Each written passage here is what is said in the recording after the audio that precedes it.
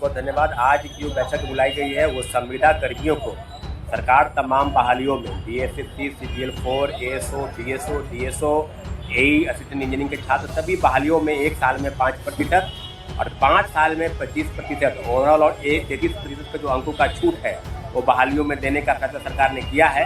इस काला कानून को हटाने के लिए आज हम एकजुट हुए हैं और अभ्यर्थियों के साथ मीटिंग करके ये तय हुआ है कि अभी 7 दिनों तक 1 सप्ताह तक प्रचार प्रसार का काम शुरू होगा।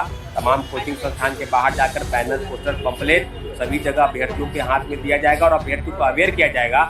जो काला कानून है जब तक नहीं हटेगा तब तक नौकरी नहीं मिलने वाली है। संविदा कर्मियों को सरकार सीटों के आधार पर तय अलग हटाए और अंकों के आधार पर जो छूट दे रही है काला कानून बनाकर उसको हटाने के लिए हम लोग एकजुट हुए हैं। और निश्चित रूप से बड़ा वर्ग जो अभ्यर्थियों का बड़ा वर्ग है, मुझे लगता है कि 40 लाख से 50 लाख अभ्यर्थी जो इस काला कानून से प्रभावित हो रहे हैं उनके लिए ये बहुत बड़ा मौका है, एक अपॉर्चुनिटी है जो हाथ से निकल जा रहा है। चाहते हैं कि ये काला कानून हटे और जब तक ये काला कानून नहीं हटता है तब तक आप समझ लीजिए कि हमारे लिए बहुत बड़ा घातक सिद्ध हो रहा है। कार्मिक विभाग और बिहार सरकार जो बैकडोर का खेल खेल रही है, पहले संविदा कर्मियों को नियुक्त करना है और फिर फ्रेश बहाली में उनको अंकों का छूट के आधार पर उनका चयन करना है।